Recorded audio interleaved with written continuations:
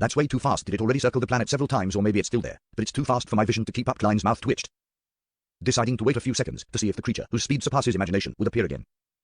He wasn't worried that the summoned spirit world creature would harm the innocent, as one of the descriptions was of a friendly creature. Besides, as long as he forcefully ended the summoning and stopped the ritual, the creature would be immediately sent back to the spirit world, no matter where the creature, whose speed surpasses imagination, went. A few seconds later, Klein inhaled after failing to see any response from him waiting. He said with ancient Hermes, I end this summoning in my name. The chilling air around him instantly vanished as the swirling cold wind died down and the candle flames returned to their normal color. Klein stepped forward and extinguished the candle, intending to revise the last sentence and try again. As for the two phrases, the spirit that wanders about the unfounded, the friendly creature that can be subordinated, he had no intention of changing them. The first sentence was directed at the spirit world, and it could only be replaced with synonyms, so it didn't matter if he changed it or not. The second sentence was a prerequisite for Klein to ensure his own safety, otherwise, it would have been a horror story instead of a hilarious one. Whom I don't need to use surpasses imagination as an adjective. But others might not meet my needs. Perhaps I can change my train of thought. A messenger doesn't have to run that fast. A normal speed is fine. There are other ways to ensure safety. I just need to get malicious beings to ignore it and neglect it. I'll try a spirit world creature that's easily neglected. After 2 or 3 minutes of deliberation, Klein held the ritual again. When he was done with the preparations, he chanted a new incantation. I summon in my name, the spirit that wanders about the unfounded, the friendly creature that can be subordinated, the being who is easily neglected. The interior of the warehouse became abnormally quiet. There was no wind, nor did it turn cold within the wall of spirituality. Even the color of the candle remained unchanged. Klein waited, watching, hoping for a good messenger. After about 10 seconds, he sighed and looked around. There's nothing. The description was of no effect this time. He didn't wait any longer and followed the procedure of ending the summoning and extinguishing the candle. To his puzzlement, the candle flame even shook a few times in the end.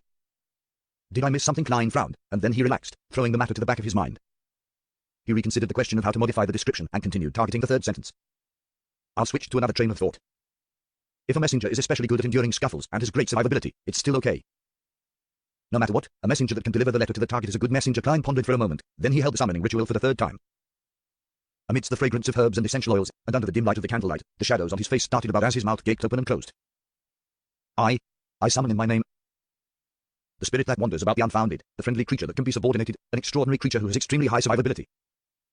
The flame of the candle flared and stretched, illuminating the bright red interior of the altar. In Klein's spirit vision, white bones drilled out from the ground, overlapping to form what looked like a safe. I finally summoned something I can see. Furthermore, it's a creature with extremely high survivability. It looks very much like a safe. Just one look is enough to tell that it's good at taking a beating. Klein breathed a sigh of relief and spoke in the ancient Hermes. Are you willing to be my messenger? The skeletal creature that looked like a safe quickly indicated its willingness. Then it wriggled the bones beneath it and crawled toward Klein slowly, very slowly. It took 10 seconds to crawl a centimeter. This is way too slow. Klein's smile froze on his face. Although messengers completed their mission by traveling through the spirit world, that didn't mean that they didn't need speed. Within the spirit world, distance and orientation were chaotic. The most important thing was to find and lock onto a location. As long as an accurate, clear, immediate coordinates were provided, such as the summoning ritual just now or a simplified ritual that involved blowing a whistle, then no matter where the messenger was in the spirit world, it would immediately appear within the altar. When the location wasn't that immediate and only had a contractual connection or a previous anchor point, the messenger needed to spend time to distinguish the location, roam the spirit world, and search for the target. This required a certain amount of speed. If it were to deliver the letter, the recipient might not even receive it by the time they died. Klein helplessly thought as he looked at the slowly crawling skeletal creature. He let the smile reappear on his face. After some careful consideration, I think it's best I don't trouble you. Thank you for your willingness. The creature made of illusory white bones stopped. Compared to before, it appeared as though it hadn't moved at all. Klein quickly cancelled the summoning and rubbed his forehead. He was a little depressed and had decided to abandon himself to despair. He decided to use a less troublesome method to find messengers, which was public recruitment, and interview selection. After taking a deep breath, Klein calmed his mind and began the ritual seriously. Looking at the candle flame that was quietly burning, he took a step back and said, I summon in my name, the spirit that wanders about the unfounded, the friendly creature that can be subordinated, a unique being that is willing to be my messenger. Whoosh! The wind blew fiercely inside the wall of spirituality, and Klein's half-top hat almost flew off of his head. The candle flame shook and expanded to the size of a human head. It was so pale that it seemed to have lost its body temperature. A translucent head slowly emerged, as if it had just broken through a thin membrane. Its hair was a light gold color and was smooth. Its eyes were blood red, and it had an imposing appearance. Looks a little familiar, Klein silently muttered. The head had fully shown itself, but what followed wasn't its neck, but an illusory hand that held the end of the head's hair. Behind the palm were complicated patterns, but the color of the cuffs was dark. The summoned spirit world creature appeared at an increasingly rapid speed, and soon, it was before Klein in its entirety. It was indeed a familiar person. It was the headless woman that Klein had met standing at the top of the castle while he was on his way to Corvettu's ruins at the bottom of the sea. She was no longer as large as a castle like she was before. She was now a tall, ordinary woman. Of course, there were still only cuts on her neck and 4 identical heads in her hands. "Did you summon me?" The headless woman in the complicated black dress stood there quietly. Her 4 drooping heads spoke one after the other in ancient Fisak. "She can directly communicate through words. The level of this spirit world creature isn't low. I remember you having a castle. You're already a property owner. So why are you applying for the job of a messenger?" Klein sighed with emotion and lampooned. Then, he looked down at the candle behind the headless woman. He was disappointed to find that no other spirit had emerged. He had originally imagined that many spirit world creatures would be willing to be his messenger as they swarmed over, having to form a line to be interviewed. In the end, only one had responded. It should be a problem with the summoning ritual itself. It's considered a relatively simple and basic summoning ceremony, so it's impossible to summon multiple targets at once. Klein looked at the headless lady and solemnly nodded. Yes. Without waiting for the other party to speak, he added another question. "Can you roam the spirit world at a relatively fast speed? How good is your survivability?" The head which the headless lady lifted answered, "Yes. Not bad." As she spoke, she floated upwards and then quickly descended, displaying her speed. Klein decided to stop making attempts which led to unknown results. He asked it in a serious manner, "Are you willing to sign a contract and become my messenger?" The headless woman's dress fluttered slightly, and her foreheads with blonde hair and red eyes nodded at the same time. "Yes, every time 1 gold coin." "Ah, a gold coin for each letter sent." Mr. Azark didn't mention that spirit world creatures have such hobbies, right? He mentioned that when signing a contract, persuasion and communication are key factors. Does this mean that this is a form of persuasion and communication? Klein was surprised and wanted to cancel the summoning immediately. "Wait a minute, I might not need to be the one paying for it. Whoever summons the messenger pays for it. Hey, maybe when our communication improves. There would be the option of paying on receipt." After some thought, Klein agreed to the other party's request. "Okay, let's sign the contract." He picked up a dark red, round fountain pen and yellowish-brown goatskin parchment that he had prepared earlier, and he quickly wrote down the contract in the language which could stir the forces of nature, ancient Hermes. The format and terms were described in detail in Azaik's letter. They were concise and to the point, and they contained clauses such as the messenger not being allowed to look at the letter, not discarding the letter, or endangering the life of the contractor. Of course, if the contents of the letter were related to the messenger had to be informed in advance. In addition to these, Klein added a clause to send 1 gold coin for each letter, specifying that it could be borne by the contractor or by the receiver of the letter. In order to ensure the effectiveness of the contract, the final part used the honorific name of the deity in charge of this domain. It was an undead contract, and normally it meant using Death's honorific name, but Death had long perished with no response from him, hence, Azaik mentioned that it could be replaced by using the description of someone high in the undead domain or the underworld itself, but the binding force wasn't that strong. Without a doubt, Klein chose the underworld, which had a close relationship with the Big Shot. The home of all death, the hell hidden deep within the spirit world, the witness of the decay of all living things, one that solely belongs to the kingdom of death. After penning these 4 sentences, the yellowish-brown goatskin parchment began to burn with a green flame, illuminating the gloomy surroundings. After he was done with the text, Klein took out Azaik's copper whistle, placed it on the goatskin, and wrote his current name, Gemon Sparrow. This didn't necessarily require a real name, because his aura would enter the contract. The name was only used for summoning, which was to say, using a messenger that belongs to Gemon Sparrow worked, but the contracted creature of Klein Mority wouldn't.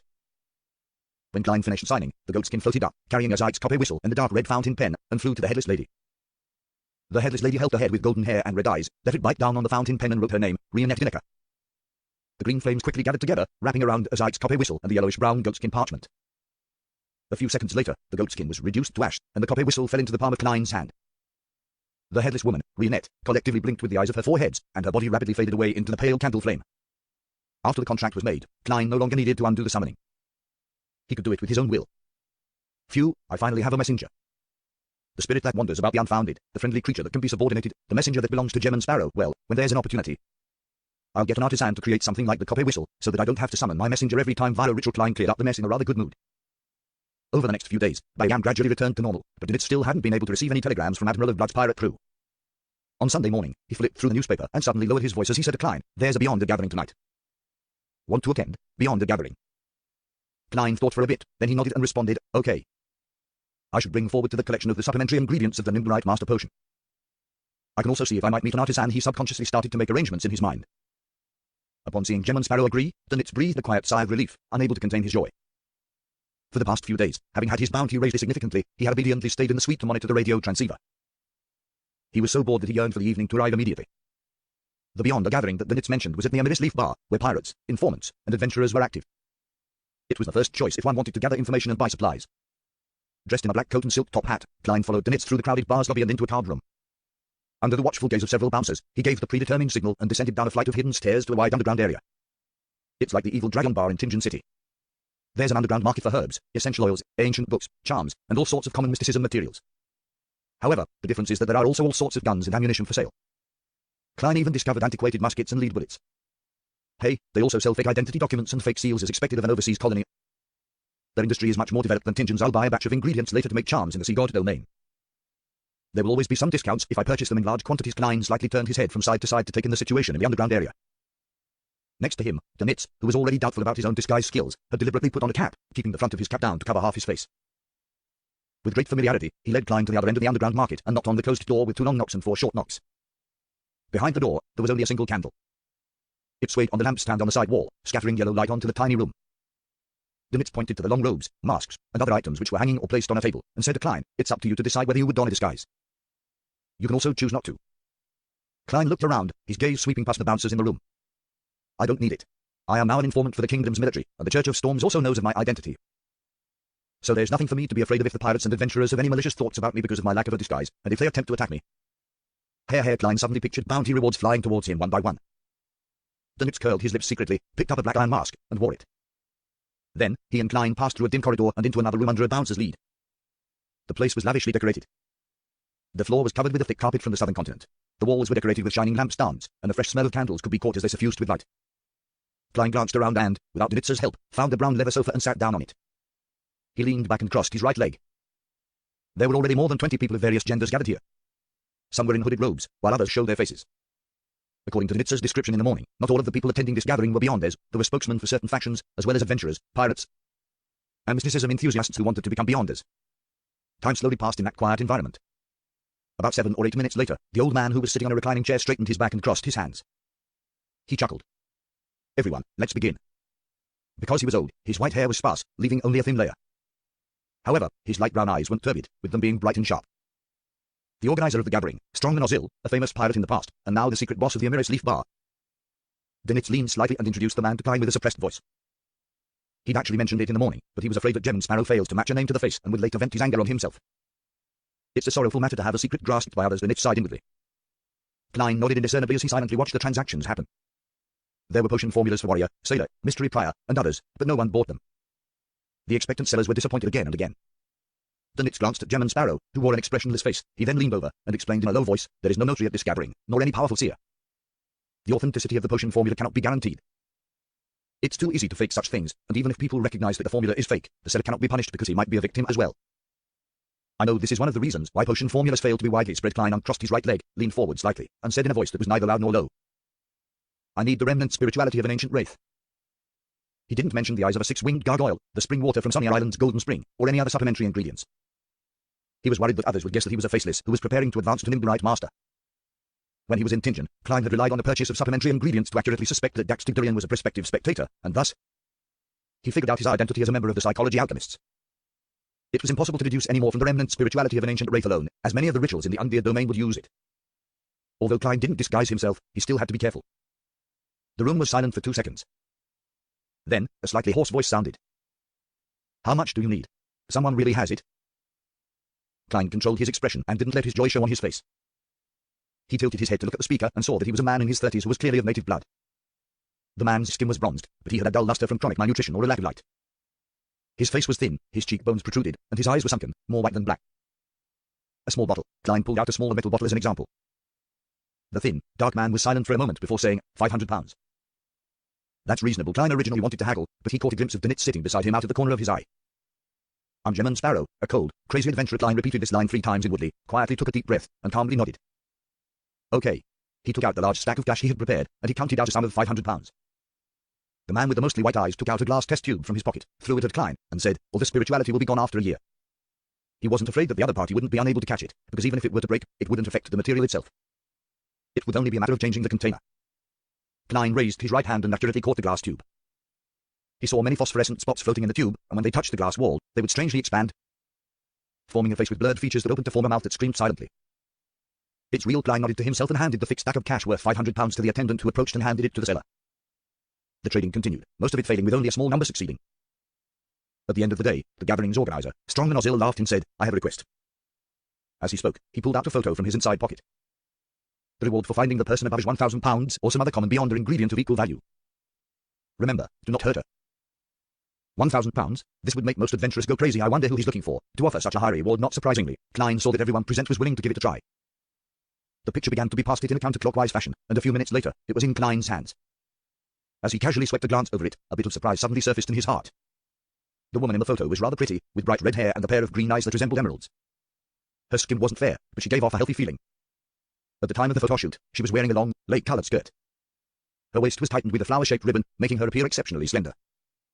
Although her face seemed to be smiling, her overall appearance was one of displeasure and awkwardness. A girl with a good family background who would pay £1,000 to find her. Furthermore, the premise is that she cannot be hurt home. A picture of her forcing a smile. Many romance stories with intertwined love and hate flashed in Klein's mind. Stories like a tyrannical pirate falling in love with a wealthy merchant's daughter, abducting her onto his boat before she eventually escaped. Or some noble lady from a declining noble family turning into a pirate, and was later caught due to a mistake.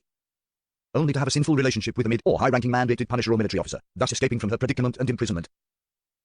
How a newly advanced demoness accidentally fell into a debt of love when giving someone pleasure. Such thoughts flashed through his mind, and Klein almost raised his hand to cover his face. I've read too many novels in my previous life, and I happen to have a trauma because of demonesses in this world. He sighed to himself, looked up at Ozil and asked, "What's her name?" Helen, Ozil answered succinctly, but she must have switched to using a fake alias. Helen, a typical female intist name. Klein asked again, "Is there anything she often wears?" Hair is fine too. This was a medium that could be used to seek her with divination. Klein didn't mention things like recently worn clothes that hadn't been washed, afraid that the employer behind the scenes would throw him a piece of lingerie, making it awkward. Ozil shook his head. Nothing. She has a strong anti-tracking ability. What's her strength like? Another member of the gathering asked. Ozil said in a serious manner. The employer didn't give a detailed description. It said that she isn't too strong, but she's stronger than a Sequence 9. You don't need to capture her. As long as you determine her whereabouts, you will be paid. As long as you can confirm her location, you can receive £1,000. This is the first time I've seen such a mission. On the street outside the Emilis Leaf Bar, Dönitz rubbed his hands together with a hint of excitement. He clenched his fists and hit the tall iron black gas lamppost, yearning to immediately wander around the city and find the red-haired woman named Helen. To him, £1,000 wasn't a small sum. It was enough to add one more house to his line of properties in Bayern. It just wouldn't be located in the most prosperous and valuable districts. The elf flying carpet he had previously obtained was only around £2,000 to £3,000, and this was the reward he had gained from fighting dangerous fellows such as Steel Mavity and Blood Brambles Henry. It was completely incomparable to the easy mission of finding someone. Klein, who was walking ahead, held a package wrapped in newspaper. They were the charm materials which had cost him £15. He slowed his pace a little, glanced at Dönitz, and spoke without expression. £5,500. Dönitz's excitement froze on his face. Only then did he remember an important problem. In the eyes of the other pirates and adventurers, he was as attractive as red-haired Helen. They didn't need to fight him. Once they recognized him, they could report his identity to the military, the church, or the police, and they would receive a reward worth more than £1,000. After all, he was already a great pirate worth £5,500. Searching for red-haired Helen would be equivalent to a lady with a nice figure and good looks entering the Red Theatre for entertainment. Dog SHT Dönitz spat out a single word, his face grim, as he stretched out the middle consonant.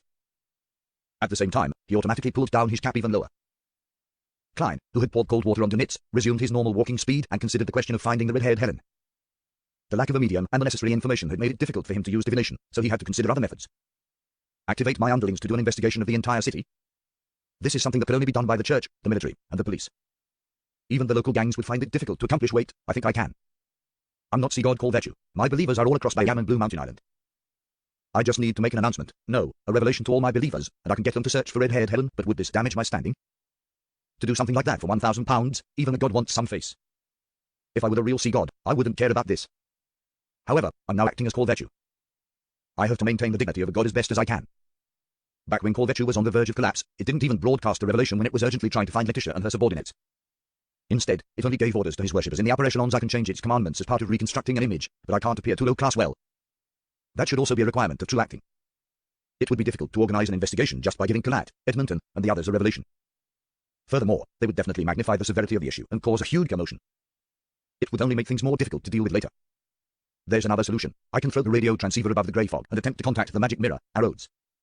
I'll ask him about red-haired Helen's location. I have to be careful about this. I need to prepare ahead of time and confirm it via divination. I don't want to receive strange telegrams from the true creator or the primordial demoness. Even a glance at it would probably make me go mad. Having quickly come up with ideas, Klein boarded a rental carriage parked at the corner of the street. Dönitz pressed his cap and followed closely behind.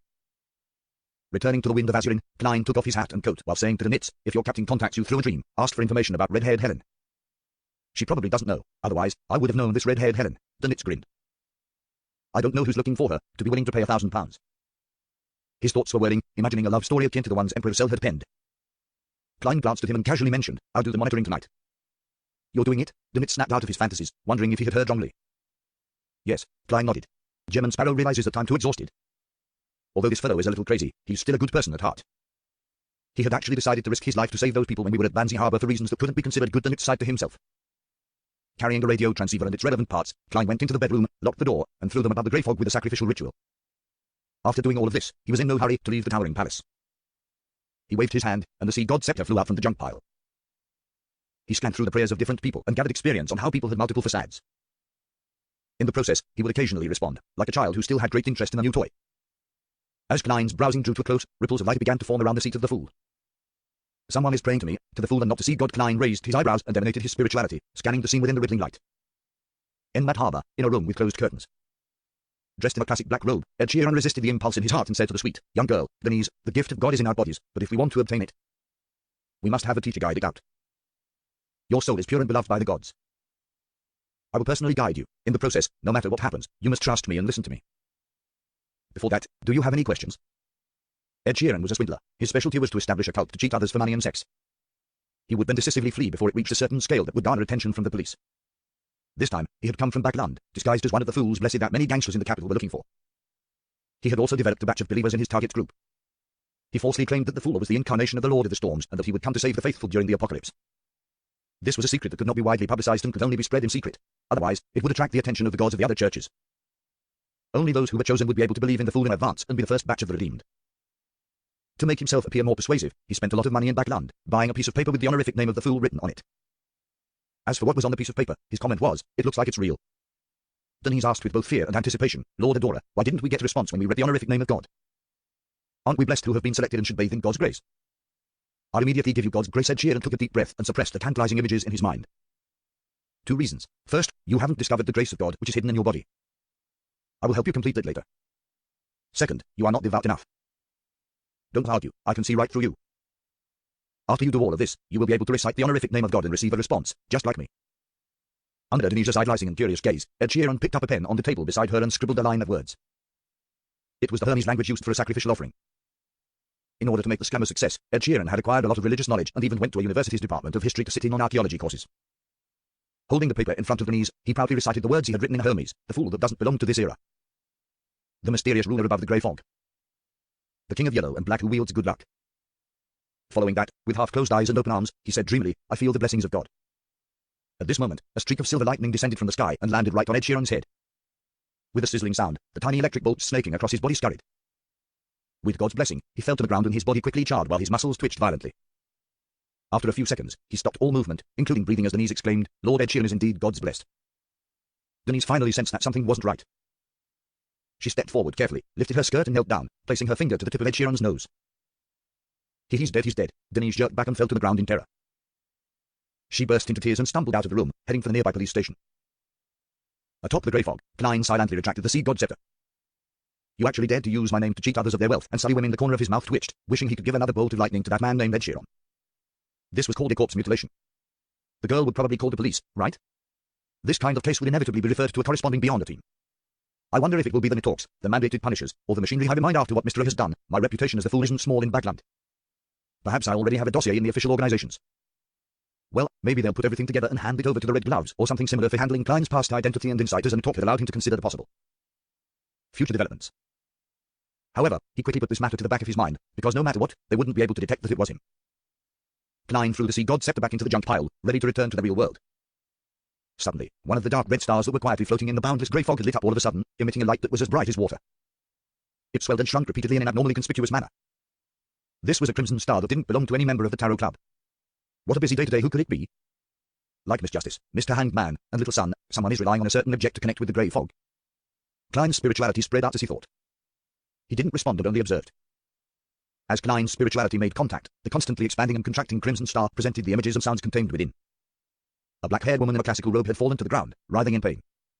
She held an ordinary-looking celestial globe in one hand, and in the other, she held a short scepter that wasn't even the length of a small arm. Her strong will to survive almost broke through the binding of the crimson stars and directly entered Klein's ears. Like Justice and the Sun, this woman's figure appeared rather blurry, making it difficult to discern her exact appearance, but there were some things Klein could clearly see. Such as her facial features, such as her splitting cheek muscles and the flesh inside that was contracting into eyeballs. Other features included her ears stretching outwards like a trumpet, or her fingers which were scratching at the floor to create bright streaks of blood, as well as a pair of cold lashless eyes that were almost transparent and were situated above her. The black-haired girl's mutation didn't decline.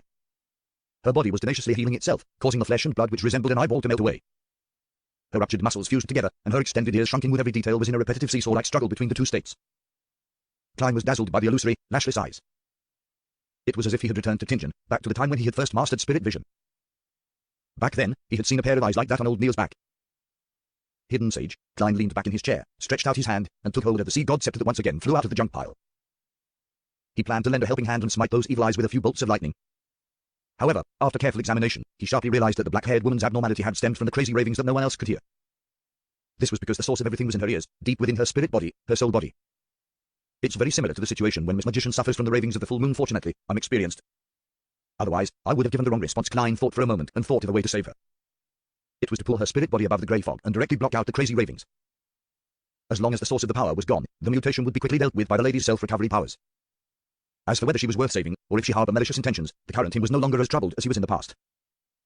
If the black-haired lady had committed a heinous crime to a certain degree and had already established a connection with the mysterious space above the grey fog through the Crimson Star, Klein could give her a few lightning bolts at any time and let her be thrown back to where she belonged.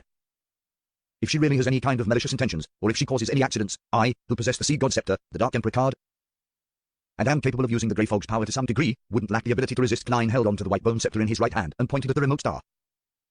His spirit energy surged and poured into the crimson red light that was like flowing water. This time, he was able to establish a mysterious and stable connection with ease. The black-haired lady's figure instantly appeared at the side of the long bronze table, sitting on a chair that didn't belong to any of the current members of the Tarot Club. As for Klein, he could see from the final image of the crimson stars that the mutation on her body had weakened significantly. He nodded indiscernibly, patiently waiting for the other party to speak. The black-haired lady was still somewhat adrift. 1 second, she was struggling in extreme pain, with her vision gradually turning black, and the next second, she was inside a towering domed palace. Beneath her was an endless and silent grey fog that extended outwards endlessly. How couldn't she be taken aback? After a brief moment of silence, she turned her gaze to the figure leisurely sitting at the very end of the mottled long table. She asked with an ethereal voice, "Is this the underworld?" "You aren't dead," Klein laughed.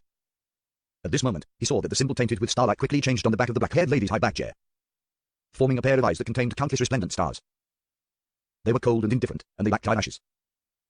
Based on his past experiences, he believed that this was a symbol representing the mystery prior pathway. The black-haired lady froze, gradually regaining her senses. Instinctively, she scanned her surroundings before finally casting her gaze at the mysterious man shrouded behind the grey fog. White shirt, tailcoat, no tie, black pants, bright leather boots, seemingly black hair, and a blurry appearance. There's nothing strange about this. He casually holds a milky white scepter that's slightly longer than an arm in his hand. And that scepter, the black-haired lady's pupils contracted as the depths of her eyes reflected, in its entirety, the blue gemstones and the aura of a storm from the surroundings that it stirred. Furthermore, there were countless points of light that surrounded it, giving it a holy and majestic feeling. It's a scepter at the demigod level. He's playing with it like it's a toy. He doesn't care about it at all. The lady in black narrowed her eyes and cautiously asked, "How may I address you?"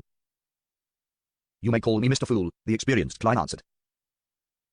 The fool, the black-haired lady ruminated over the word before asking with deliberation, "I've heard of your honorific name from the Aurora Oilers, Mr. Z." She waited for his assertion or denial. "You know the Aurora Oilers, Mr. Z. He can be considered an old friend." Klein laughed but didn't reply. Instead, he said, "Do you not plan on introducing yourself? This is the most basic of etiquette." The black-haired lady recalled what had happened to her and fell silent again.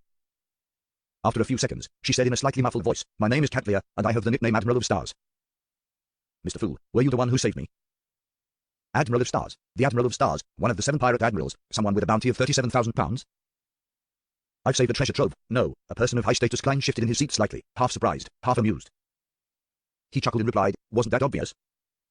Admiral of Stars Katlia immediately stood up and said, "Thank you for your assistance. If you have anything you need me to do, you can directly instruct me, as long as it is within my capabilities and doesn't violate my principles." "That's nice of you, very seasoned and experienced. She's indeed worthy of being a well-known Admiral of Stars." Klein couldn't help but sigh. Among his Tarot Club members, with the exception of the Hanged Man and his incarnation, the world, all of them were rather inexperienced when they first participated. Miss Justice was one of those who vaguely understood the mysterious world, but she hadn't really stepped into it yet. The Sun was one of those who received a sufficient education, but due to the isolated environment and his relatively young age, he was very simple and honest. The Magician may have been stuck at Sequence 9 for several years, but she had always been an unaffiliated beyonder. She didn't know much about all sorts of hidden factions, and she lacked experience. The Moon, Emlyn, comes from a beyonder race, with a faction with a deep heritage backing him. However, due to his preference of staying home to play with dolls, he is greatly lacking in experience in certain aspects. He was very gullible as a result. That fellow, Emlyn, is smart, but if he were to, meet Trice, no, Demoness Tracy, he would be tricked by her into selling his dolls. Klein secretly teased the vampire, which could be considered a friend in the real world. He looked at Admiral of Stars and didn't directly respond to the matter of her repaying him for saving her life. Instead, he smiled and asked, "Are you a member of the Moses Ascetic Order?" Yes, Katlia didn't believe that this was something she could hide from Mr. Fool. Klein smiled. "What did you just do to provoke that guy?" He wasn't sure that the pair of eyes belonged to the Hidden Sage, so he used a vague term, "that guy," instead, so that, no matter what, the Fool was absolutely correct and upheld his standing. After a moment of silence, Katlia said, "No, I didn't provoke him." She paused, then she continued. The members of the Moses ascetic order believe that all objects are numeric, and we pursue knowledge itself. However, Emperor Cell once said that we aren't pursuing knowledge, but that knowledge is pursuing us. The hidden sage is an embodiment of knowledge itself. He is chasing us, every single Moses ascetic order member. When too much knowledge is injected into us, without us being able to quickly digest and master it, a situation like before would happen. Either I lower my defenses and open my mind to accept the modifications from the hidden sage, or I would tenaciously resist it or end up losing control. If that's the case, you aren't specifically targeted by the hidden sage. Even if you managed to escape from the previous predicament, you wouldn't be suspected of anything according to what you said. You are very knowledgeable back then. Old Neil only wanted to obtain the knowledge of human body refining, and at a perfect revival Klein suddenly sighed, but he didn't show it on his face. The reputation of Admiral of Stars isn't too bad. She's the kind of pirate with a code of honor. Klein stopped his thoughts and calmly said, if something similar happens again, you can recite my name. Recite your name. Catlia's lips quivered, instinctively wanting to refuse. In the end, she didn't say anything as she fell silent for a long time. After repeatedly weighing the pros and cons, she stood up, crossed her arms in front of her chest, and slightly bowed as she said, how may I be of service? Klein laughed and said in an indifferent tone, in the future, provide some assistance to my blessed. By your will. Catlia sat down again and asked cautiously, is the honorific name provided by Mr. Z yours? She then repeated the honorific name of the fool to him. Klein nodded his head, indicating that she was right. Catlia looked at the other empty seats and asked after some deliberation, Honorable Mr. Fool, will there be others here as well? Klein laughed and replied, people like yourself. They set up a regular gathering, and I bear witness. After a few seconds of silence, Catlia asked, can I participate? She thought that since she wasn't connected with the mysterious existence known as the Fool, it was better to know more than to do nothing. Of course, you have money, knowledge, influence, and needs. Klein casually leaned against the back of the chair. Sure. Without my permission, you are not to leak this matter. All right, Catlia answered without hesitation. Klein tapped his left index finger and revealed the rest of the tarot cards on the bronze table. They used tarot cards as their code names. These are the remaining ones. Pick one. Catlia scanned the cards and immediately said, the Hermit, inside the captain's cabin. Catlia slowly got up from the floor and walked in silence to the full-length mirror next to the bookcase. In the mirror, the skin on her face was fair and smooth, without a single crack. Her ears were small and normal, showing no signs of expanding. Her deep purple eyes were calm, as if nothing had happened. However, she could see more with her eyes that carried a sense of mystery. Hidden beneath her skin were eye-like flesh and blood that hadn't fully dissolved. Her soul body, whose pain and madness were rapidly dispersing. Innumerable illusory objects with ineffable forms that roamed about. Sailors who were cleaning the deck several rooms away. Everything within a range of a few dozen meters was revealed to her in an unobscured but unusually chaotic manner. From the day she had become a Sequence 5 Constellations master, her mystery prior powers had been greatly enhanced. She could faintly see that there were thick curtains around her that resembled shadows, and behind the curtains, something seemed to be watching her and all living beings. There are no traces of being influenced by Mr. Fool, which in turn explains many things. He was able to directly pull my soul body into that mysterious space with a strange, tyrannical, and secretive power. It's not something that a demigod scepter can compare to. Although he was dressed in contemporary clothing, this doesn't mean anything. For an existence at this level, it's very easy for different people to see him in different forms. And his true appearance would probably cause every person that sees him directly to lose control, and Catlia stared at herself in the mirror, thinking silently about what had just happened. It was inevitable that she had some predictions about Mr. Fool's identity, but this was only guesswork without any evidence. The fact that he is wearing a tailcoat doesn't mean that he is very young or that he was born recently. Perhaps his essence is ancient, even older than the 7 gods. The knowledge that is pursuing me tells me that before the cataclysm, there were indeed older gods, and he might be one of them. Catlia said silently to herself before turning away from the full-length mirror and walking back to the place where she had struggled in pain. She picked up her glasses that had fallen to the side. She put the thick glasses on her nose, hiding her deep purple eyes. Everything that didn't appear under a normal person's vision quickly disappeared from her sight. Catlia stood there, thinking again about the influence Mr. Fool and the so-called Tarot Club would have on her. Unknowingly, a tall figure surfaced in her mind. The words that she would never forget would once again echoed in her ears. Leave. Your destiny doesn't lie with me. Is this my destiny, Your Majesty? She closed her eyes. In the ancient and majestic palace above the grey fog, Klein's fingers tapped the edge of the long, mottled table as he made all the tarot cards on the table disappear. He was thinking about what the subsequent developments would be after the Admiral of Stars joined the Tarot Club. If there's no other way, and if I might really need to take a detour from a safe sea route and enter the sea that was once a battlefield of the gods, to search for singing mermaids, having the Hermit, who is fearful of the Fool, in my control is better than cooperating with Vice Admiral Iceberg Edwina. Using her ship would be much safer. Yes, Mr. Hanged Man will be a backup choice. Admiral of Stars is a Moses Ascetic Order member. She grasps plenty of knowledge and is very helpful towards the Tarot Club, but it's a latent risk for me. Mr. Fool's image is built on the foundation of being unfathomable in the future. I have to be more careful. I mustn't answer things I'm not sure of. On matters I'm unconfident about, I'd rather be vague and handle matters like a charlatan. Of course, to fully resolve this problem, I should quickly improve myself and become the high sequence beyonder. My strength needs to match my level, and my standards need to match that pedestal. With such a Sequence 5 powerhouse with many subordinates under her, the overall strength of the Tarot Club isn't considered low. After obtaining the Sea God Scepter, I don't have to worry that members of the Tarot Club will be too strong, with problems easily arising.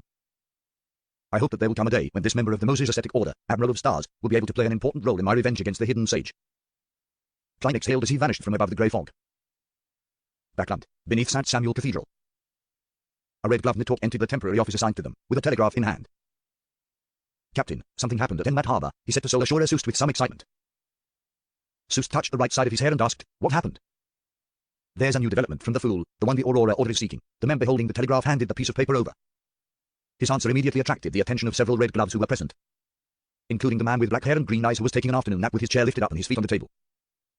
He had covered his face with his hat. Soust took over the telegraph and scanned it before immediately laughing. Someone lied by claiming to be his blessed in an attempt to scam others, but after chanting his name, he was smote to death on the spot by a bolt of lightning. There really is a hidden existence known as the Fool. The files relating to the tarot ritual and the Fool had been handed over to Soust's Red Gloves team. They were in charge of the investigations, but there were no leads, and they didn't put much emphasis on it because they had other missions on hand. The Fool has powers in the lightning domain. Leonard Mitchell removed the black hat from his face. Who knows, if he's the embodiment of some old friend of ours, it's possible to do something similar by preparing a corresponding mystical item. It's not without precedent. This is especially so for the fake gods in the southern continent and the colonial islands. Holy Lord of Storms, those cheats claim that the Fool is another manifestation of the Lord of Storms. This might also be why he was smitten to death. Soust leisurely threw the telegraph aside. Leonard glanced at it, lowered his feet, half-turned, and chuckled. Aren't we going to perform some investigations? How? Are you going to feign ignorance and recite his honorific name? Soust sneered. This has a high probability of catching the tail of the Fool, but I will basically be bidding farewell to this world. My digestion of the nightmare potion has been going pretty well, and I just got another good item. There are still plenty of sequences up ahead which are waiting for me. How can I enter into an eternal sleep so soon? Leonard stroked his drooping hair strands and said, we can get a few criminals on death row to give it a try. But he could just as easily not respond. Soust shook his head. We can start from the two cases that involve the tarot rituals. I'm more and more convinced that it has something to do with the Fool. Firstly, the Fool is one of the major arcana tarot cards. Secondly, the organization that is seeking or cracking down on his blessed is the Aurora Order. And the first case that involved the tarot ritual is the Lanivas case. As such, the Aurora Order's attempt to allow the true creator's descent was foiled. Lanivas pulled out his black vest and got up. Soust thought about it seriously and said, the clues from the other cases happen to have been cut off as well. For now, we have nothing else to do. You can try to investigate the two tarot ritual cases. Sure, Leonard smiled back. This was exactly what he wanted. With the case that no one cared about being handed to him, he had won a certain amount of time to act freely.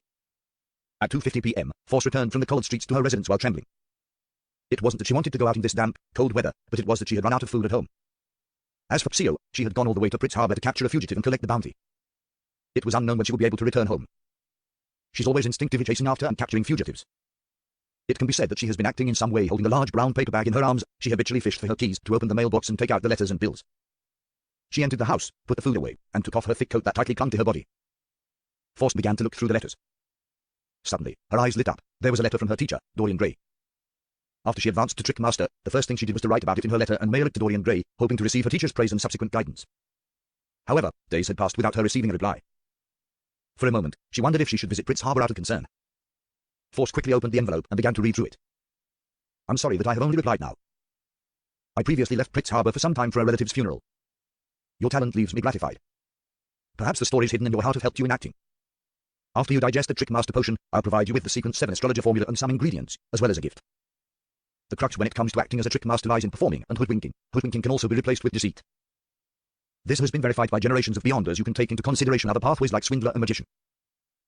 The meaning behind their names is, in some sense, similar. Force heaved a sigh of relief, glanced up at the wall clock, and hurried back to her bedroom before locking the door behind her. The weekly tarot gathering was beginning. Not long after, a crimson light flooded her eyes, drowning everything. In the ancient and mysterious palace, just as Force was about to look at Mr. Fool, she suddenly saw a figure beside her. That seat had always been empty. A new member, a lady. The magician Force moved her eyeballs slightly, pretending not to care as she half-turned her body. Another new member, and its Lady Miss Justice was about to get up and greet Mr. Fool when she saw an unfamiliar figure.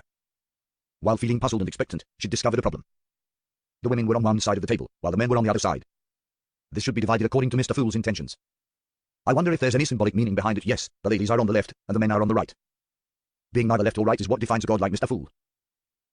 Ah, yes, there's also Mr. World. Hey, could it be that he's neither man or woman, or even a human? Audrey, you're thinking too much. Justice stood up and bowed, speaking with a light and brisk tone. Good afternoon, Mr. Fool. Klein's lips curled up in a slight nod in response to Miss Justice's pleasant greeting. He was just about to introduce the hermit to everyone, and everyone to the hermit, when he noticed that Miss Justice didn't stop. Her gaze shifted to the other side as she greeted, Good afternoon, Mr. Hanged Man. This time, she didn't follow the order of the tarot cards, but followed the order in which the person joined the tarot club. After this round of greetings, the hermit will essentially get to know everyone, and there's no need for the Fool to introduce her. Miss Justice is obviously doing it on purpose. She's really considerate. As long as a Beyonder of the Spectator domain gets serious, they act differently for matters like this. Klein was surprised for a moment before he praised her silently.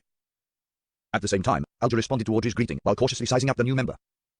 Female. It's barely possible to tell that she's wearing a black gown with many patterns on it. Her hair is black, and her eyes are a little purple. Alger managed to find certain traits in her blurred, distorted image. Suddenly, his heart sank as he recalled the scene he saw a few months ago at the pirate convention.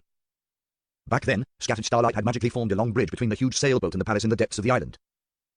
Admiral of Stars Catlia, who was wearing a black classical robe, had walked in midair, carrying a celestial globe and a short scepter by her waist. And the celestial globe resembled a strange weather bottle that Alger had previously received. The latter had coincidentally shattered after he had been pulled into the gathering by Mr. Fool. Could it be her? She looks somewhat similar based on her attire, but the Admiral of Stars wears glasses, while she doesn't. It cannot be confirmed. It will require further observation and evidence. Unfortunately, I only saw her from afar and know little.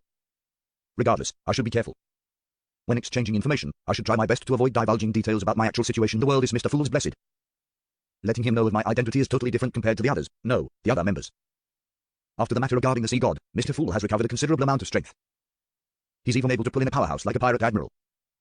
Thoughts flashed through Alger's mind as he slightly fidgeted in his seat. Mr. Hanged Man's body language tells me that he is alert and guarded. Does he know the female newcomer, or has he guessed something? How intriguing. Audrey's gaze swept across without leaving a trace and landed on Derek. At this moment, Catlia was also carefully and seriously examining the members of the Tarot Club in the order they were greeted in. The mysterious purple color in her eyes slowly flowed in an indiscernible fashion. Although she couldn't truly see through the blurry concealment of the fog, she could still make out the details of their clothing. The Hanged Man, a man in his prime, in his 30s, and his messy hair like seaweed with a rare deep blue color. This is a common mutation seen in the Sailor Pathway. He's wearing a robe with the patterns of storms and waves. Someone from the Church of Storms. Catlia's pupils contracted. She didn't show any abnormalities as she continued to observe the rest of the members. The son, a young male, perhaps still underage. His attire is rare and has a simple ancient sense of beauty. It's very tight, making it suitable for combat. Is he a Beyonder in this aspect? The world, neither an old man nor a young man. He has a gloomy temperament and wears a hooded robe. He has a feeling as though he's not a living person. Is this something similar to Senna or Steel Mavity? Or some other sequence I'm unaware of? The magician, a young woman, wears a common low-and-starred dress. Apart from having a trait of languidness, she doesn't have any other characteristics. This kind of person is the easiest to ignore, so she needs to have more attention paid to her. The moon, a young man, he sits very casually. Black hair, red eyes, and wears an Earth Mother Priest robe. There seems to be only one possibility for such a combination, a vampire. As expected, the members of Mr. Fool's Tarot Club aren't that simple. Just a preliminary judgment involves two churches. Catlia withdrew her gaze and met Audrey's gaze. Sensing the other party's intention to ask, she nodded lightly. The hermit. Catlia had spoken in ancient Fisak, deliberately avoiding the more familiar languages of Intis and Loan, as she had done so back when she was communicating with Mr. Fool. And she had noticed one thing. Mr. Fool had previously told her that the time the gathering was being held was at 3 p.m. on Monday, back lunchtime. Does this mean that the members of this gathering are currently predominantly made up of people from Loan? Catlia made her own judgment. Justice. Audrey smiled faintly in return. Good afternoon, Ma'am Hermit. She had noticed what the hermit had been up to and had summarized the person's traits in her heart. She's a very cautious woman who has rich experience in the beyond the world. She's quiet but not introverted, and she's very confident in her observation skills or certain abilities related to her eyes. Furthermore, her clothing style and the short scepter hanging at her waist indicates that her sequence pathway leans towards mystery. This requires confirmation. Perhaps it's just a hobby. At the same time, Catlia also managed to clearly make out Miss Justice's clothing. She wears 2 hanging earrings, and the earrings are small and exquisite, inlaid with very high-quality emeralds which accentuate her emerald green eyes. They're obviously worth a lot. The necklace around her neck looks unique. It's lined with diamonds that are quite difficult to count, but it's nothing ostentatious. Her milky white dress is simple yet beautiful. It's tailored to be elegant and befitting of her status, like the work of a stylish designer. As she went through the details, Catlia couldn't help but close her eyes. A 17-18-year-old girl, very rich. The way she moves and her etiquette makes her highly suspect to be a noble with high status, a lower noble. Catlia didn't know why she sighed in her heart. After a round of greetings from Audrey, there was no need for Klein to introduce the original members of the Tarot Club to their hermit or their hermit to the rest. Just as she sat down, Audrey once again turned to the very end of the long bronze table. Mr. Fool, I'm out of town and have only managed to find 1 page of Roselle's diary. At the last gathering, she had provided 2 pages, so she was 2 pages short of paying off the debt. However, with her being in the man, even if she often went to the city, all she managed was to collect 1 diary page. In addition, due to the addition of the new member, Hermit, she was careful not to mention the psychology alchemists. She didn't mention Backland or Eastchester County at all. Roselle's diary, Catlia almost lost control and couldn't help quickly turning her head to look at Miss Justice, who sat on the same side as her. She clearly remembered that the tall and beautiful figure had once sighed. It's not a notebook, it's his diary. However, other than him, no one else would be able to understand it. The members of the Tarot Club know that Roselle's notebook is a diary. Mr. Fool is collecting Roselle's diary. Is he trying to crack it to find the secret hidden in that part of history? This is more like a revived ancient god. All sorts of confused and shocked thoughts surfaced in Catlia's mind. She maintained her staidness, just turning her head in a normal fashion to observe the first transaction. After experiencing many things and trudging her way towards becoming one of the 7 great pirate admirals, she understood that the most important thing for her to do after joining the Tarot Club was to listen more and speak less. Mr. Fool, I received 3 pages, 4 said with a smile. They had been mailed by Dorian Gray. At last week's gathering, as she hadn't received her teacher's response, and due to the cold weather, she hadn't attended any beyond the gatherings, so she couldn't provide a single page. Derek followed immediately. Mr. Fool, I've copied a new legend of the ancient gods. TSK, he's always using the legends of ancient gods as a perfunctory payment. Emlyn glanced contemptuously at the sun. Suddenly, he thought of something. Although the sun claimed that the one they worshipped was the Lord that created everything, he had never tried to cover up the influence that giant king, Ormir, had on them. However, he had never mentioned that giant Queen Omabella was who the Kingdom of Silver originally believed in. Could it be that the City of Silver isn't equal to the Kingdom of Silver? I'll wait a minute and try it out. Emlyn had never been able to get over the sun's earlier slandering of the Sanguine. 4 pages of Lascelles' diary, a legend of the ancient gods. That's pretty good. I wonder if it contains information about the high elf, Geheim Milas, after Mr. Hanged Man learned that the world is a blessed. I cannot make the world ask questions without any qualms. Klein thought quickly and said with a chuckle, very good. He helped Miss Justice, Miss Magician, and Little Sun conjure their respective content, which flashed into the palm of his hand as he casually browsed through them. Mr. Fool doesn't seem to be deciphering it. He can read Emperor Lascelles' diary. Oh, what's his background? What is his true identity? A sense of indescribable terror and dread suddenly welled up in Cat Clear's heart. She quickly retracted her gaze and looked at the long bronze table, as if she was memorizing the simple patterns on the table's surface. The reaction the hermit showed when realizing that Mr. Fool is able to read Lascelles' diary exceeded my imagination. Is she concerned with this matter, or is it somehow related to her? Audrey pursed her lips thoughtfully. Although the other party hid it quickly and naturally, this was still obvious enough for a sequence 7 from the spectator pathway. Klein sensed the abnormality of the new member, the hermit, because he also wanted to see how this member of the Moses ascetic order, who had a great deal of knowledge, would react to it. The result left him surprised. Isn't that a little too intense? Klein didn't have the luxury of time to think about it as his gaze fell to the first page of Lascelles' diary. The 4th of April, I just returned from Countess Wawrinka's masquerade party when I suddenly felt an emptiness in my heart. One woman after another. The monotonous and mechanical movements, the indistinguishable smell of perfume, and the warmth from the entanglement of their limbs. All these in exchange for a few seconds of pleasure, followed by endless boredom, disgust, emptiness, and numbness. What pleasure is there in such a life? Is the meaning of life to just do this every single day? I can't go on like this. I have to get out of this sorry state. Also, I need to remind myself that I shouldn't habitually write Arabic numerals. Emperor, there are actually times when you reflect on yourself and act like a hipster. This doesn't fit with my image of you. Klein almost pricked his brows up. He looked down at the second entry of the diary. The 4th of April, Countess Wawrinka invited me to a private salon, and she told me that Mam Julia would be there, too. Ha, will this conservative blonde girl who had come to Loan because of her marriage participate as well? I really look forward to it. I've been imagining her in bed for a long time. I hope her husband, Viscount Delian, doesn't mind. Emperor, have you forgotten what you wrote a few days ago in your diary? TSK, how nice, isn't it? Also, you have a typo. Mind, Klein couldn't help but lampoon. The 14th of April, I've been attending too many events recently, and the flesh is weak even though the spirit is willing. But that's nothing. Although I'm still young, I should be careful about the risk of retrograding. Temperance. The archaeologist sequence has improved my physique and effectively enhanced a certain degree of my powers. However, this isn't its area of expertise, but just something that comes with it. As I continue raising my sequence, the changes from the previous potions will also intensify. This is my motivation. Apparently, apothecaries can concoct medicine that lacks side effects. Perhaps I should ask a few of them. Also, I really have to control myself. Unrestrained behavior will only lead to continuous increases in the threshold, and the degree of satisfaction wouldn't be like how it would normally be. After calming down and thinking about it carefully, there are many things that can be done. Humans are always like this, bounded by desire, unable to see what's of value. Why did I transmigrate over here? What secrets lie hidden in the depths of the stars above my head? Where did the original consciousness come from? And if self-cognition purely comes from one's consciousness, then who was I before I had the identity of Wang Dao? Who does the essential part belong to? Emperor, are you describing to me what it means to be a pervert and philosopher before and after the deed? Hair, so you do have worries about such matters. I thought you were already fixed in certain traits. Thankfully, you didn't teach Chinese to your children. Yes, you likely didn't teach them. Otherwise, what would they think after seeing such content? Zaratal prophesied that your eldest daughter, Benedette, would be at odds with you and betray you. It's not without reason, of course. Not teaching them is more of a form of protection. Klein was successfully amused by Lascelles' diary entries, but he didn't show it on his face. To him, the diary of Emperor Lascelles was both a book of knowledge and a collection of jokes.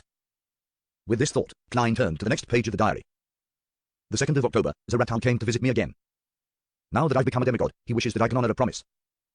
He wishes to steal the dangerous sealed artifact from the church. That is a grade 1 sealed artifact, the Antigonus family's notebook from the 4th epoch. At this point, Klein's pupils contracted uncontrollably. This was likely the notebook that the secret hoarder lost later on. This was likely the notebook that led to Klein Moretti's death and how he, assuming Gruyere, had used Klein Moretti's corpse to successfully awaken in this world. This was the source of everything. It turns out that it didn't fall into the hands of the secret order from the very beginning. Instead, it was sealed within the Church of the God of Craftsmanship, which later turned into the Church of the God of Steam and Machinery. Zaratal successfully obtained it through Emperor Lascelles. Right, the secret order member inside Creeping Hunger was very fearful of Zaratal.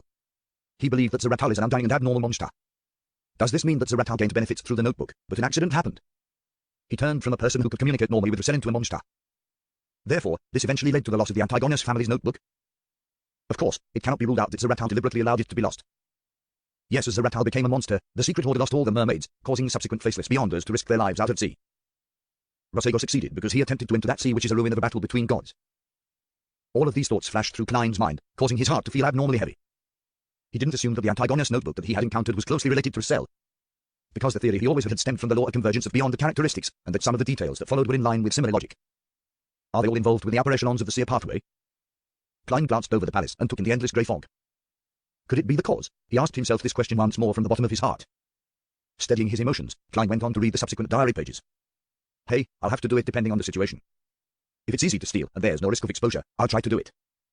Otherwise, I'll pretend as though none of this ever happened. It doesn't matter even if Zaratal were to expose me.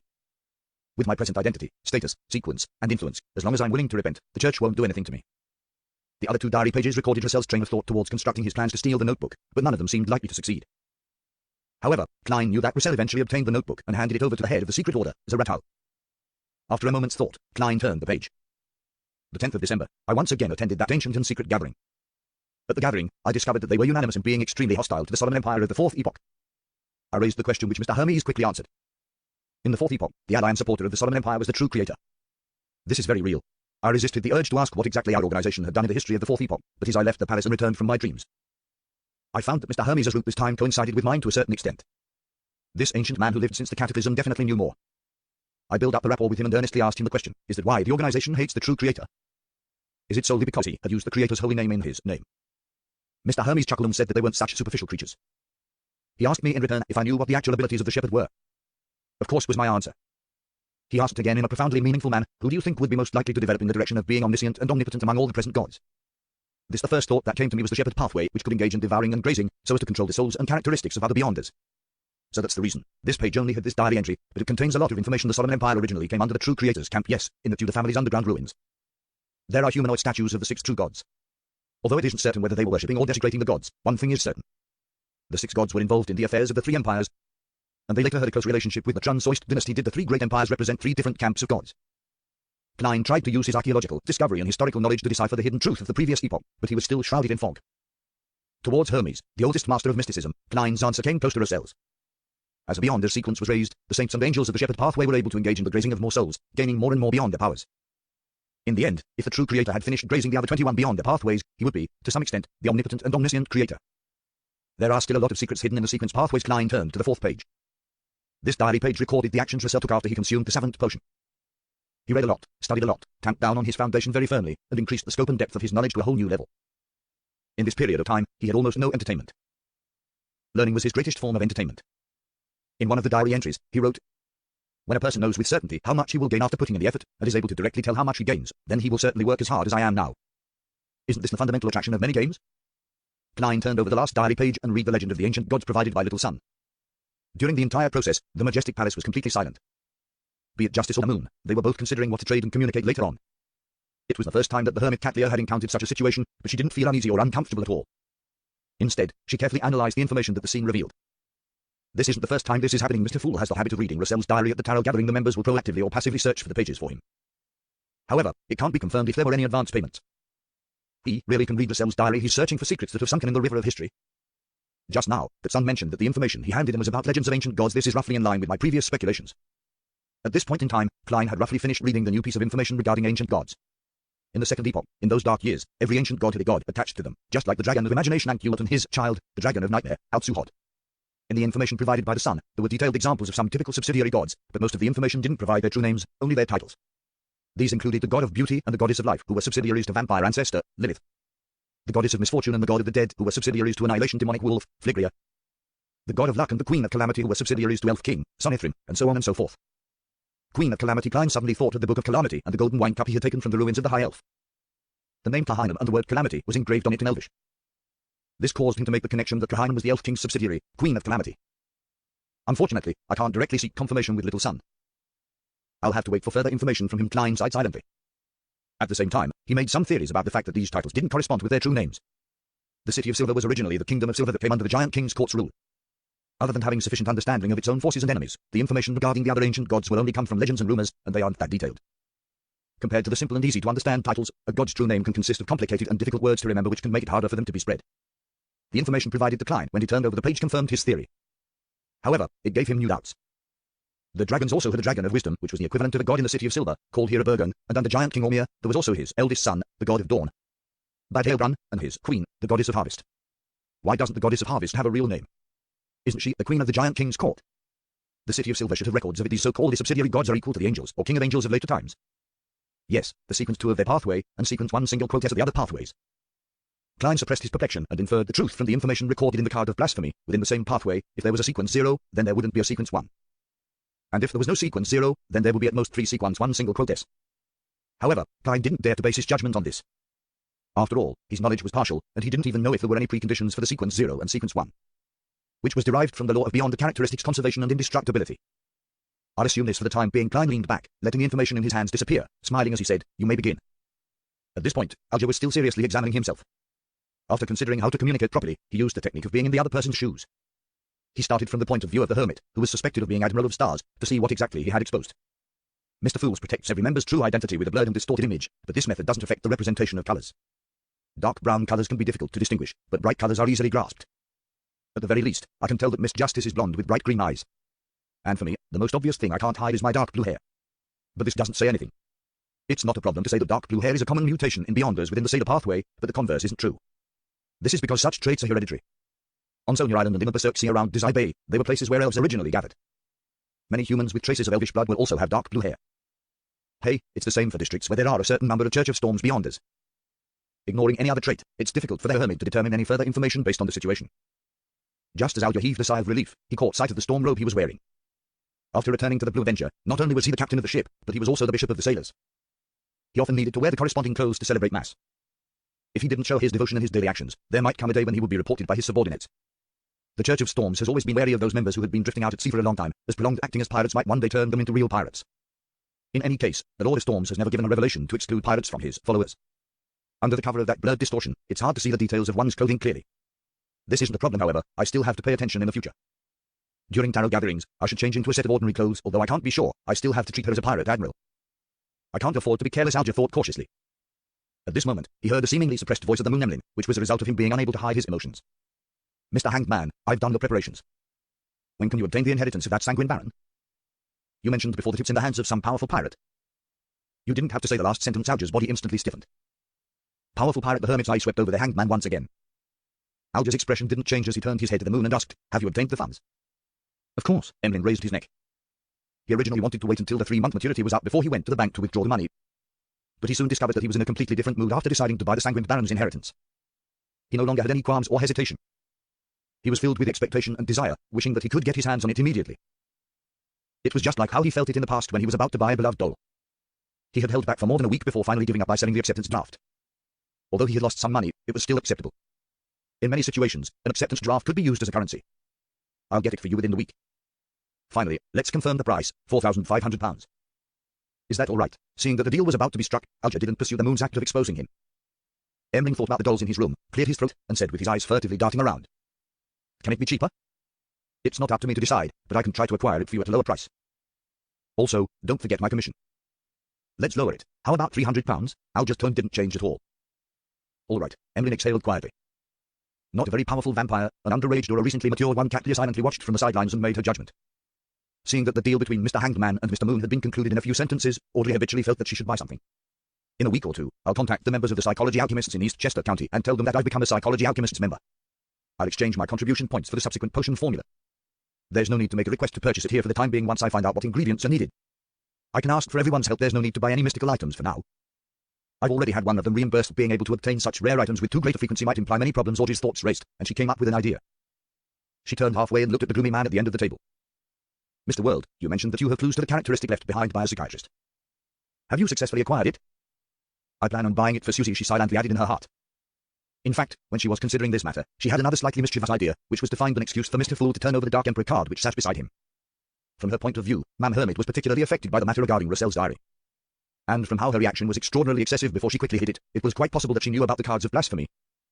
Therefore, the moment she saw it, she would expose a lot of problems and express the truest thoughts in her heart. But she dismissed the idea in the end, not because she thought it would be bad to sound out Ma'am Hermit, but that this was a way of showing responsibility to both herself and the Tarot Club. and that she shouldn't make decisions for Mr. Fool. If he wanted Ma'am Hermit to recognize the card of blasphemy, he definitely would have flipped it open himself. If he didn't want to do so, then any attempts would be against his will. Audley nodded solemnly but almost imperceptibly. At this moment, the world replied hoarsely, "If you're certain that you want it, then I will give it to you as soon as possible. The price is £1,800. Normally, it would be more appropriate to charge £1,200 to £1,500 for a psychiatrist's beyond a characteristic, but Klein had raised the premium slightly to see how much Miss Justice could pay. All right, Audrey agreed with a light tone. She had paid off the money owed to Viscount Claimed. She had received many gifts for having reached adulthood after returning to her family's fief. It was a time when her finances were in a rather good condition. She had even arranged for the money to be returned to Mr. Fool's Blessed next month. In the future, her monthly income would be above £3,000, and a substantial portion of her normal expenses wasn't going to be borne by her, due to the love of her parents and the results of her previous meritorious exploits. While the two were discussing, the hanged man was somewhat surprised. The world had just sold the faceless beyond a characteristic the previous time, and he had recently acquired steel Maverities beyond a characteristic. Yet, he appeared to have a psychiatrist characteristic in his collection, and all of this happened in less than a month. On second thought, Algy quickly came to an understanding. The world represented a group of blessed of Mr. Fool. That might be the harvest from the other blessed. As he imagined this, the world, who was Klein, was in a state of shock towards Miss Justice's opulence. He had thought that Miss Justice, who had just spent £5,500 on a mystical item, wouldn't be as well off as before. It was just like last year, so he had reserved space for her to haggle. He knew that she would still agree to the deal without hesitation. As she dug up a gold mine, Klein couldn't help but silently lampoon. Seeing that they had finished their discussion, Derek hurriedly raised his hand, having learned from Miss Justice. "Which one of you has the fruit of the Radiant Spirit Pact tree?" He had rather successfully collected the other ingredients of the Solar High Priest potion. Just as Catlia had initially figured out that Miss Justice was a yet-to-advance psychiatrist, she heard this request. After a few seconds of silence, she said, "I do." "What can you provide in exchange?" After observing for a long time, she decided to intervene in a small transaction to gain a deeper understanding of how the Tarot Club operated. "I can use the history of the City of Silver, or the history of dragons, elves, and other dark creatures to barter," Derek said sincerely. "Ma'am Hermit, this is a list of commonly seen monsters around the City of Silver. You can choose any ingredients you need from it." How honest Klein almost looked up at the dome of the magnificent palace. "What is he talking about?" Catlia frowned slightly, momentarily failing to understand a single word from the sun.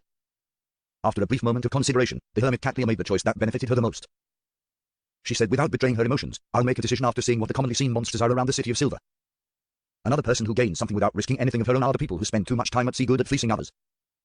Or is little son in such a state that makes it impossible to resist fleecing him?" Klein instinctively excluded himself from the group of seafarers. All right, under Justice and Company's scrutiny, Derek didn't hesitate to agree to Ma'am Hermit's request. He recalled the content and conjured it, recording the most commonly seen monsters around the City of Silver into a list. However, it wasn't as detailed as before, and there were quite a few missing. After all, the Sun Pathway's improvement in regards to his memory was rather limited. A few days had passed. Catlia received the piece of information and read through it in a serious manner. The more she scanned through it, the more alarmed she became. This was because the types of monsters had far exceeded her expectations by nearly 100 times. Most of the names used were ancient names.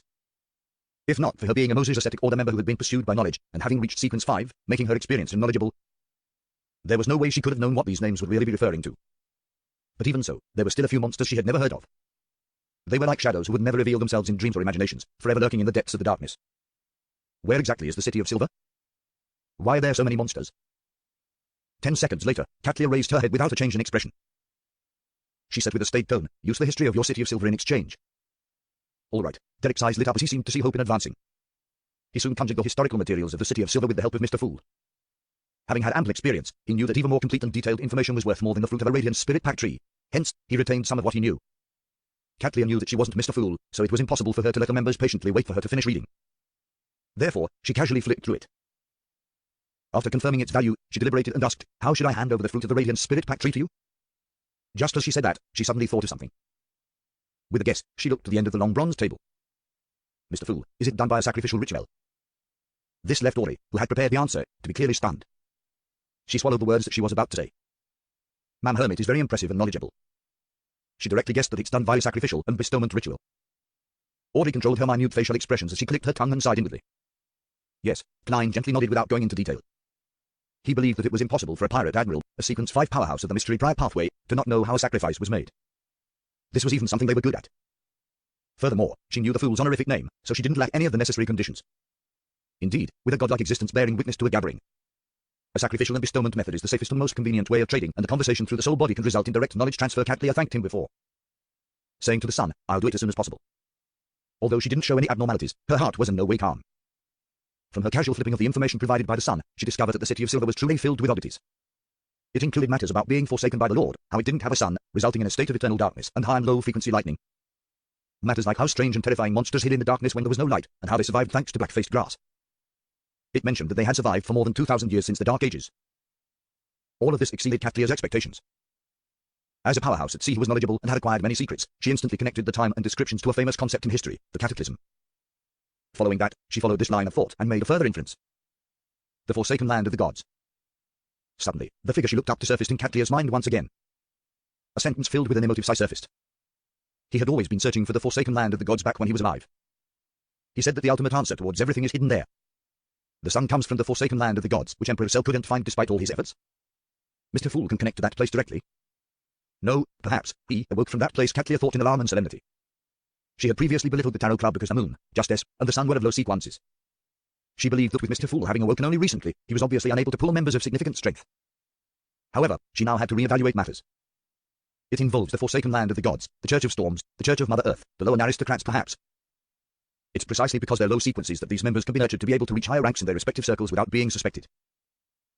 This will allow them to play a more important role as for me. Is it because of the Moses Ascetic Order or Her Majesty? Catleya seriously analyzed the motives of Mr. Fool. At this moment, the transactions were nearly coming to an end. The moon, the sun, and Justice had all confirmed their respective transactions.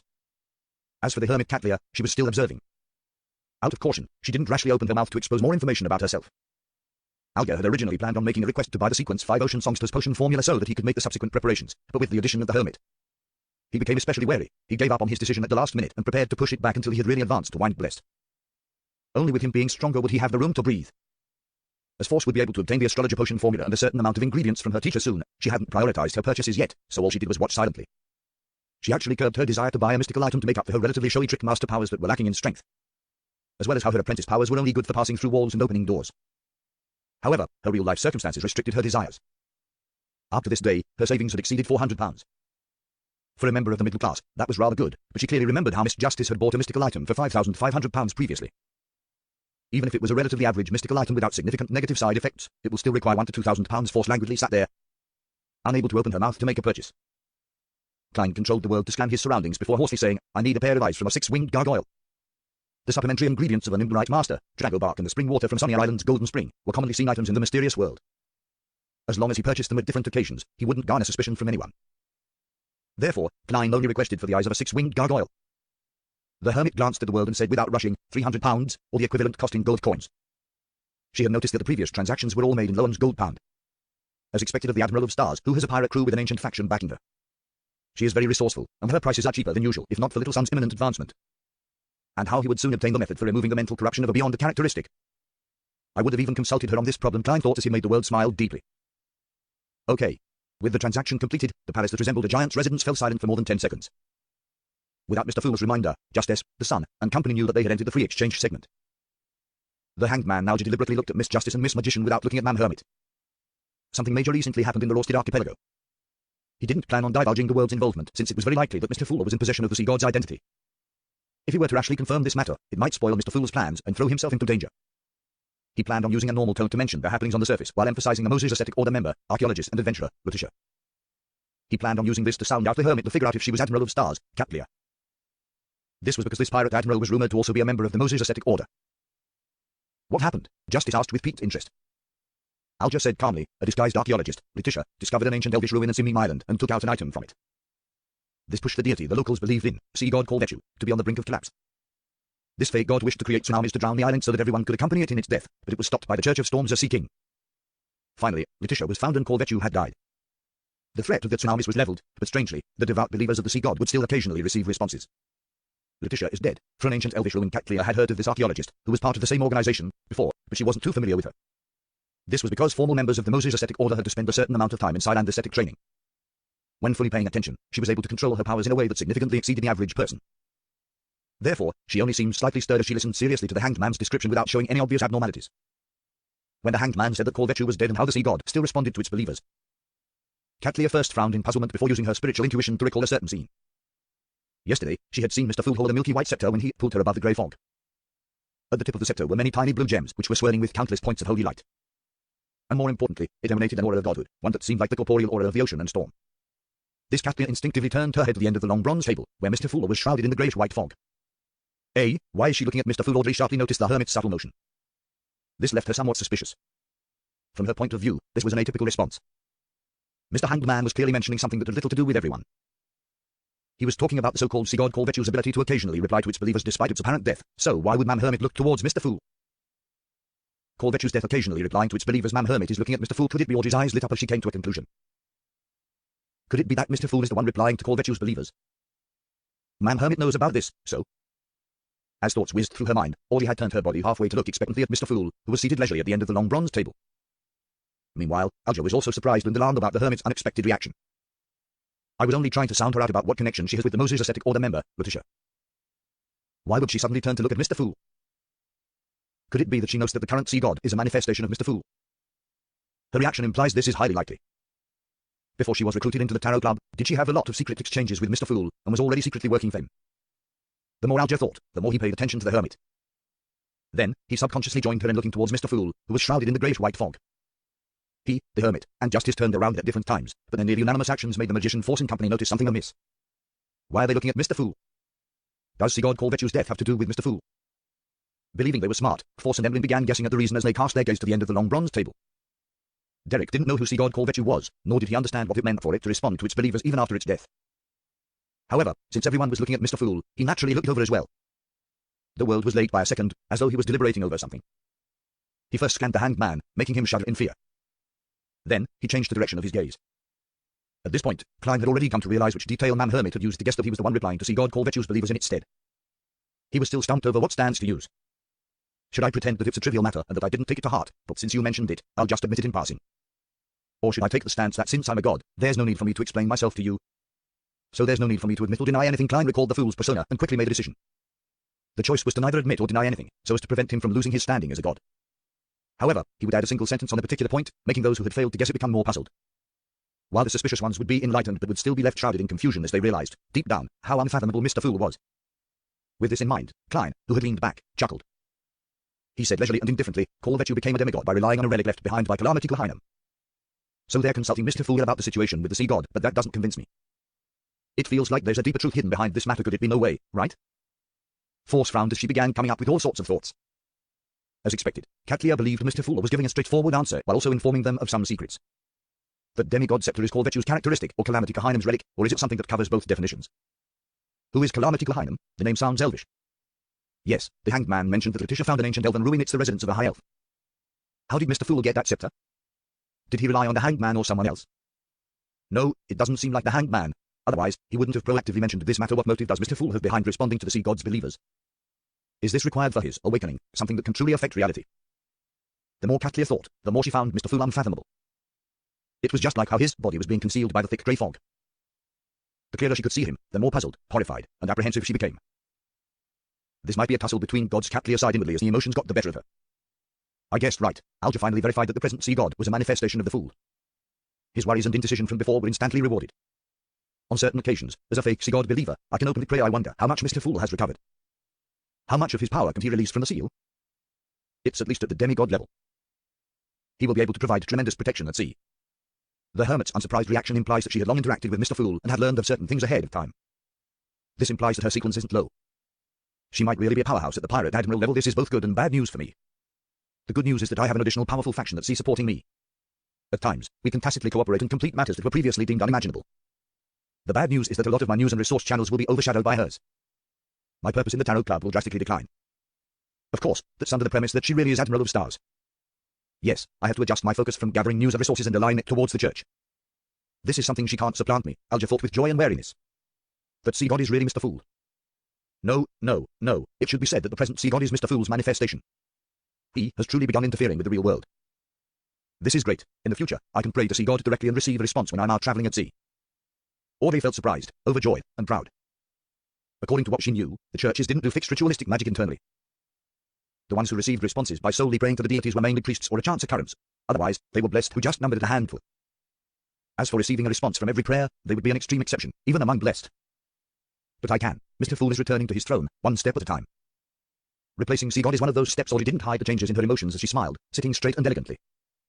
Lahainam, that's an elf's name. I think I've heard someone mention it before. Emlyn attempted to recall, but it was in vain. As for Corvettu's death and how the sea god still replied to its believers, as well as the reason why the hermit, Justice, the hanged man, had looked towards Mr. Fool, he had made a slight guess without thinking too deeply about the matter. What has this got to do with me? It doesn't affect my saving of the Sanguine, nor is it anything of interest. Anyway, I can just pray to Mr. Fool if there are any problems. Emlyn mumbled to himself, showing disdain towards the emotional changes the others had. Calamity, Queen of Calamity, but there are no records that say that her name is Kahinum. Derek turned his head to the left very slightly, a common tick he did when he recalled things. From the looks of it, Little Son isn't sure if Kahinum is the Queen of Calamity, otherwise he wouldn't have such a reaction. Klein retracted his gaze in disappointment. He controlled the world to cough, pulling everyone back from their thoughts. Following that, the world conjured a picture with the Fool's help. He showed it to both sides of the table and asked, does anyone know her? It was a picture of the red-haired Helen. Klein mainly wanted to know if Admiral of Stars Catlia or the hanged man Alger knew her. After all, they were well-informed people out at sea. Alger glanced at it, and just as he was about to say that he didn't know her, he heard Mam Hermit say with a deep voice, red-haired Helen. She's from a fallen noble family and has the bloodline from the Intissoran family. Catlia paused before adding, she was once a trader out at sea, but she was later said to have been abducted by Ailment Maiden Tracy. Abducted by Ailment Maiden Tracy? I thought it would be some contrived story about a domineering pirate and a noble lady. However, Tracy could be considered a domineering pirate. Hey, Klein instantly made some connections.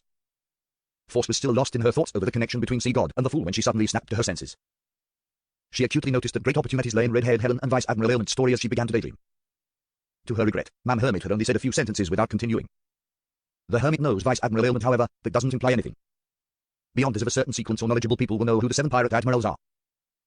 Their bounty posters are everywhere. The Hermit is rather aware of matters over at Intis. This is something that can be determined, for now the hanged man wasn't interested in red-haired Helen, only the Hermit's real identity. With red-haired Helen's matter coming to a close, Audrey began considering if she should consult the others about the Mind Dragon. Unlike before, there was now the addition of Mam Hermit, who was of unknown character and dubious allegiances. This left her hesitant. After a brief deliberation, she said, I recently sought out the traces of a Mind Dragon and went to a place which is the tradition of worshipping dragons. She had concealed the exact location as the details might implicate her.